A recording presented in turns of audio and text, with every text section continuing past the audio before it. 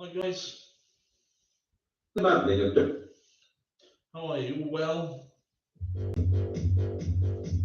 Some music a bit loud perhaps? Good. Alright, we're ready to rock. Camera's a bit uneven. Let me just see if I can even it up a little bit.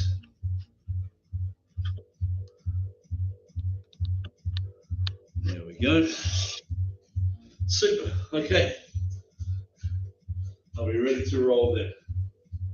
Lovely. Alright, feet together, hands by sides. Down. Good. Alright, let's just start with some side steps. Side in close. Hope you're all good. Hope you had a great week.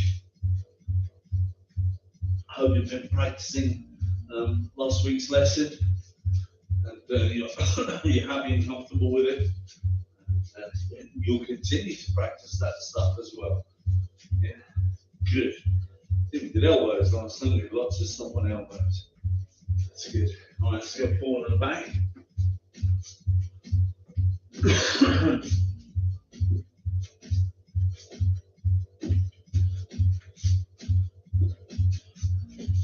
So as I've said before, if you've done the beginner's course and then 2 or 3 these subsequent sessions, you're probably feeling the benefit fitness and health-wise by now. If you've done this for a while, several weeks, that's always nice. What I would say is, perhaps warn you that if for any reason you have to stop, you maybe hurt yourself again, don't be too disappointed if your fitness has declined in that time when you've not been able to train, because it really will, you know. I just punch lightly. And that's the thing about health, fitness, activity, wellness generally. If you're doing less, then you'll have less of it. And it's quite frustrating when you come back to train and you think, oh, I used to be able to do this. No, I can't. You have to get over that disappointment and just work through it until you can do it again. Obviously, I went to the. In a way, it's a good thing. I know it's really disappointing when you come back after a bit of a break and you think, oh, no. You know, it's really disheartening sometimes. But on the positive side, it goes to show what level of improvement you had already made. And that's a good thing, isn't it? It's a really positive thing. Okay, good. So you're going to close the gate, lift up and round, up and come round, lift up to the side, come round. You know, what we're trying to do is activate this big muscle on the inside of the thigh here, and your adductor. So lift up, lift up, pull in. So last lesson I did from my home, didn't I? And I quite like doing it from home. I might do that again. I think for sure it shows you how training at home is possible. Push your hands together gently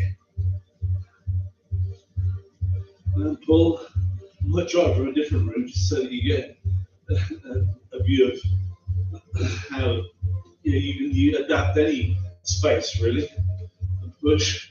Remember, we're operating with this 2 meters this way and 2 meters this way. I try to do everything within that space, just so that you don't need too much room at home to train. Well, I understand that space is a real premium at home, isn't it? Except just when the weather is nice, you can always do this outside. Get it backwards. Keep my body nice and loose.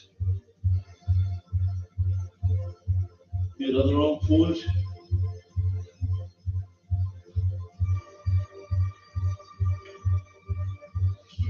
And back.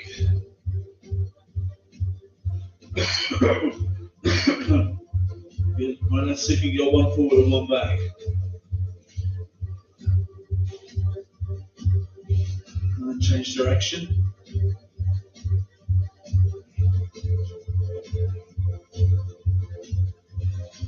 Across your body.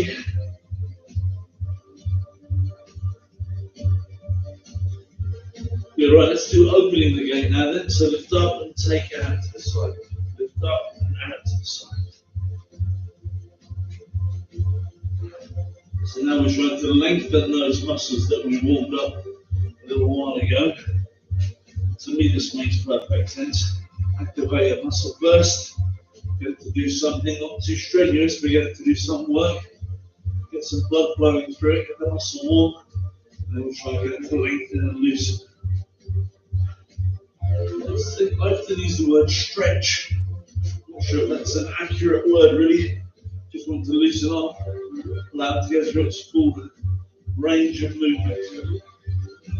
Get my arm forward, so that's in which I can swing my back leg up this way and then drop down again 10 times. 1, 2, 3, 4, 5, 6, 7, 8, 9, 10. On side. 1, 2, 3, 4, 5, 6, 7, 8, 9, 10. Good. Back in my toes again.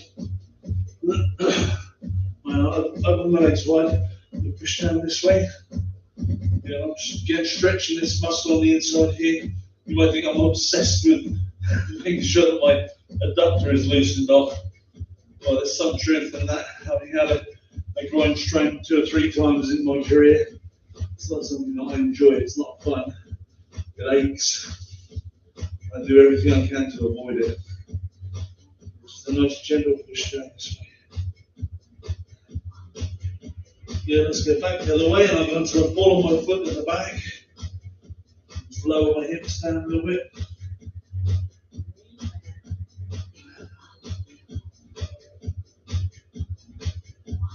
One side.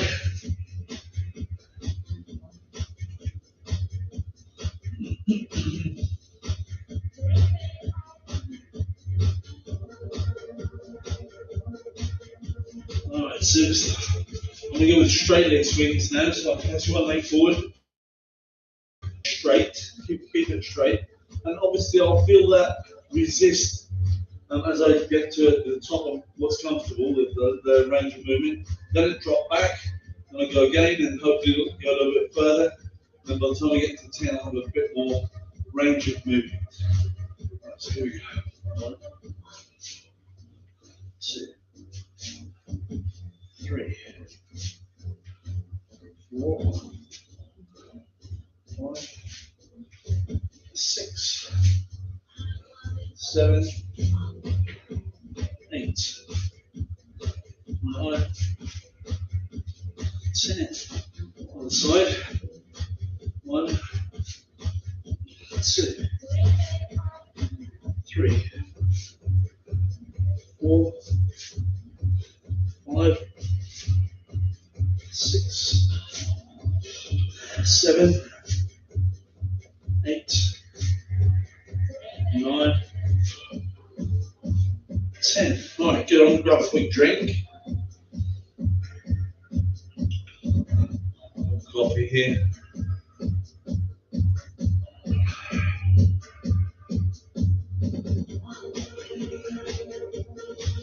So today I wanted to look at some stomping techniques. So we're going to use our legs, and we're going to do what I would describe as a side kick position stomp. So put yourself sideways with one leg in front. We're going to stomp with this leg, the one that's in front. And now remember, the whole purpose of this program, of this system, is for us to be mobile, be active, and enjoy ourselves. Right? If it also gives us some level of self-defense, personal safety, that's great. Everything is enjoyment. Okay, so I want you to enjoy yourself because it's an interesting hobby. I want you to feel that what we do is interesting. Right, so we're going to stomp down. So this leg is going to lift up and stamp down this way. And you can see, hopefully you can see on the screen, I'm pushing down with my heel, with the bottom edge of my foot. So I'm making contact there. Yeah? Now, to put this into context, a legitimate target for this, if I was in a self-defense situation, I may not step forward, I may lean back, lift up, and stomp down. Right, but stepping up will give you some momentum, so it will make the lift easier. So if you step and lift, and then stomp down this way, then the actual technique is easier. Now let me give you a very brief explanation of how things would work. I want you to have a really good understanding of all techniques. I want you to be good at all the techniques. But I understand it's a learning process. We have to get there. And if I put it into the context of learning to drive, if I said, right, I'll teach you to drive, and you said, well, I need to be able to drive on motorways. And I said, yeah, fine, let's go to the motorway first lesson and practice there, shall we? It's just too big a step for that first session. A much better way to learn is to do it gradually. Let's go and find a disused airfield where there are no other cars, and we'll start our practice there. You haven't got to worry about anything else except learning to control the car with your feet and hands. Yeah, so the place where we end up may not be the place exactly where we start off, but there is a process to it, and I want you to enjoy it. I want you to enjoy the process. All right, so let's put one leg forward. Remember, we're going to kick with this leg. You're going to lift it up. Target areas, knee, thigh, if you can get your leg up higher. Right, so they're the things you'd be aiming at. Common sense says keep your hands up because that's always good practice. Protect this, protect the control center. Because when the control center fails or is made and rendered useless, everything fails. We can't make decisions. Yeah, we can't decide how to look after ourselves or do anything at all. So this has to be our primary concern. Yeah, we may get hurt if this gets hit. Yeah, all of this. But if we're conscious, we still have the ability to do something. All right, so let's go. Hands up. We're going to step up, lift, drive down. All right, ready? Here we go. Do 10. 1. Step up, lift, drive down. And hopefully you can see I'm completely sideways on. My belly button points that way. Yeah, right. 2. Step up, lift, stop down. 3. Step up, lift, stop down. 4. Step up, lift, stop down. 5. Step up, lift, stop down. 6. Step up, lift, stop down. 7. Step up, lift, stop down. 8. Try and keep those hands up.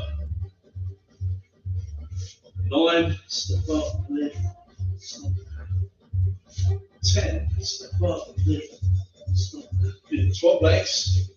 Put those hands up. Ready? 1. Step up, lift, stop down. 2. Step up, stop down. 3. Step up, lift, and stop. 4. Step up, stop down. 5. Step up, stop down. 6. Stop down. 7. Stop down. 8. Keep those hands up. 9. Step up, stop down. Oops. 10. Step up and stop down. Good. Right, let's go back the other way. Now, 2 things I want to do. I want to throw a hand technique to start with to disorientate this person who's giving me aggravation, this person that's in my space or trying to threaten me. Right, so I might do this. You probably realise by now that I love the palm. There's no coincidence that this is our match. I just think the palm is such a useful weapon. But for the sake of variety, I'm going to punch. Right, so I understand I'm going to show you different techniques. So we're just going to keep our hand closed. We're going to punch out with that front hand. This hand still stays up high. We're going to lift up and stomp down. Now, if you were okay with the last set of stomps, try lifting your knee higher. It will give you more of a workout. It will give you more flexibility in how high you do your stomp. It generally will be good. The more range of movement you get, that's going to be a better thing. Yeah, but if you can't, don't worry, do whatever you can. All right, so hands up, we're going to punch, step up, lift, stomp down. We're going to get quite a high knee lift. Yeah, try and get a bit more knee lift so we get a bit more downward force and a bit more of a workout. Ready? One, so punch, step up, stomp. Two, punch, step up, stomp. After you punch, just let your arm drop back into a guarding position. Three, punch, step up, kick. Four, punch, step up, lift, kick. Five, punch, step up, kick. Six, punch, step up, kick. Seven, punch, step up, kick. 8, punch, step up, kick. 9, punch, step up, kick. 10, punch, step up, kick. Right, let's swap sides. Ready? So keep those hands up. You'll punch with this hand. 1, punch, step up, stomp down.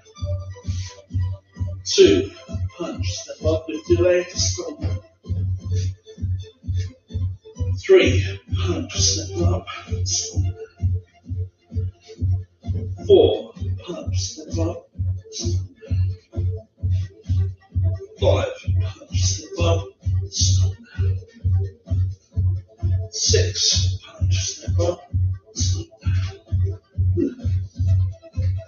7, punch, step up, stomp. 8, punch, step up, stomp. 9, punch, step, stomp. And 10, punch, step, stomp. Good, all right, super. Let me grab another drink.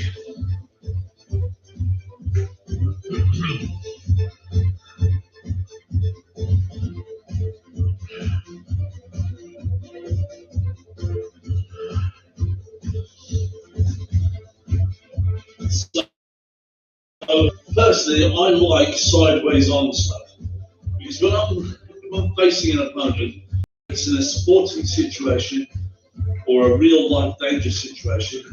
To me, I'm more vulnerable when I'm like this than I am when I'm like this, especially when I've got my hands up. Yeah, the targets available to my opponent are fewer when I'm sideways on. Yeah, so that's why I like to be sideways on. I like my preference is sort of diagonal, really, sort of half sideways, half full on, because then I can use my front hand and my back hand to defend myself easily. When I'm completely sideways on, the only things I have readily available are this hand and this leg. Right, so this does make this side of my body more available as well. But we'll cover these things as we go. All right, but I want us to think about a similar situation. So we've got this situation where we're in a place where someone is giving us maybe grief, trying to intimidate us, and we're looking for options. So we've done the punch, stomp thing, yeah? So this time we're going to go with the front kick, right? So we're going to go punch, punch, and kick. Yeah, so we're going to punch with our front hand, punch with our back hand, keep our hands up and kick. And when we kick, we do front kick, so that's striking with the ball of the foot this way. Yeah? Now you can also, if you want to, do front kick where you strike with your heel. Right? So it's a bit more difficult to do, but it works well to the thigh. So if I went 1, 2, put that into someone's thigh with my heel, that's quite an effective technique. So by all means, use that as a variation if you like. Right, so we get our hands up, we're going to go punch, punch. The hand that's not punching comes back to a guard. This or this. So I don't mind whichever you choose, it's fine. Ready? So that's a nice stance to be nice and stable. Good width to your stance. Not like this. You're on a tightrope. Yeah, so let's hands up. Ready? One. Punch, punch, kick. Good. Make sure you land stably. So when you kick and land back like this, or kick and land forward, you land so you're stable. There's a lot to be said for both, so I'll explain a bit more about why you land forward or back in a moment. All right, ready? Get those hands up. One. Punch, punch, kick. Two. Punch, punch, kick. Three. Punch, punch, kick. Four. Punch, punch, kick. Five. Punch, punch, kick. Six. Punch, punch, kick. Seven. Punch, punch, kick. Eight. Punch, punch, kick. Nine. Punch, punch, kick. 10. Punch, punch, and kick. Good, let's switch legs. So pop the other leg in front. So punch with the other hand first. You guys hands up. Ready? One. Punch, punch, kick. Two. Punch, punch, kick. Punch, punch, kick. Four. Punch, punch, kick. Punch, punch, kick.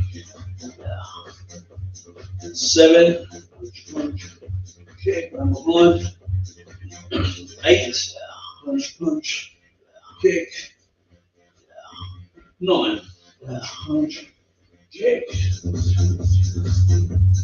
10. Punch, punch, kick. All right, good. Come on. Relax for a second. Good. Right, now let's look at why you might want to land behind or land in front. So let's say the bag was the person who's trying to give me grief. So I'm here this way, and I think punch, punch, kick, and come away from them. Great. That makes space for me. I'm keeping away from them, I've kicked them, and I've made some distance between us. And I think that would probably be my preference. However, if I kick really hard, 1, 2, I kick hard, and my momentum is going forward so much that I find it difficult to balance by stepping back. So if I went 1, 2, 4, and struggle to get my foot back, then it makes no sense to try and bring that foot back when it would be better for me to land forward and absorb the momentum. So I might go 1, 2, land forward, absorb the momentum, get stable, then come away from my arm. It's difficult to say which is best. I think my preference would be to come away because my general preference in martial arts and in self-defense situations is to make space and get my hands up. So it would probably, but I think it's really important to also cover landing forward to absorb your momentum. Because when you really put an effort into a technique, you sometimes do need to land forward. Of course, you may miss, the person may move away from you, so all your momentum is really going forward and nothing absorbs and gives you a pushback. So it's important to be able to practice landing forward and landing behind. Good. All right, so let's look at our Qigong exercise for today.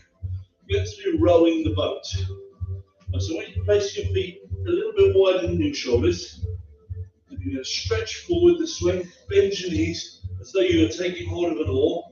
You're going to pull back this way and let yourself come more upright as you pull back, and then you forward again and breathe out. So, the breathing. And as I usually mention, in through your nose, out through your mouth, or in through your nose and out through your nose. If you have a blocked nose, then it's going to have to be in through your mouth as well, isn't it?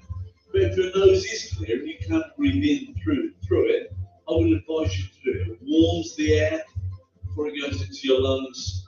It filters the air with your nose hairs, your nasal hairs. Right? So it's generally better than breathing in through your mouth. And I think people who breathe in and out in through their mouth all of the time tend to suffer more with sore throats and this kind of thing. All right, but I'm no ear, nose, and throat specialist by any means. Just a personal thing that I find. All right, so we're going to breathe out as we go forward, bend, and we're going to breathe in as we come back, and straighten our legs. Ready? Here we go. 1. In. And out. In. And out. In. And out. In. And out. In. And out. In.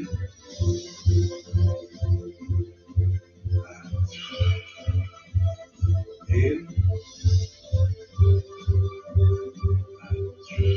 Let's do 3 more.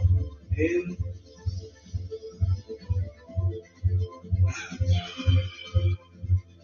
In. And last one. In. And out. Good. Now, I don't know about your flexibility, leg strength, or whatever, so I don't know how much you can bend. I don't know what your lung capacity is, but I can promise you it will increase if you do these exercises nicely and in a controlled way. When you're breathing in, pull your diaphragm down, allow your belly to expand out, fill your lungs all the way to the bottom. Hold it for just a second and then be conscious in your breathing sometimes. You don't want to be conscious of your breathing 24 hours a day, that would be a nightmare. But to be conscious of your breathing sometimes, so breathe in, fill your lungs, breathe out, and make sure you get all of the air out of your lungs. So when you're exhaling, you push it all out. Then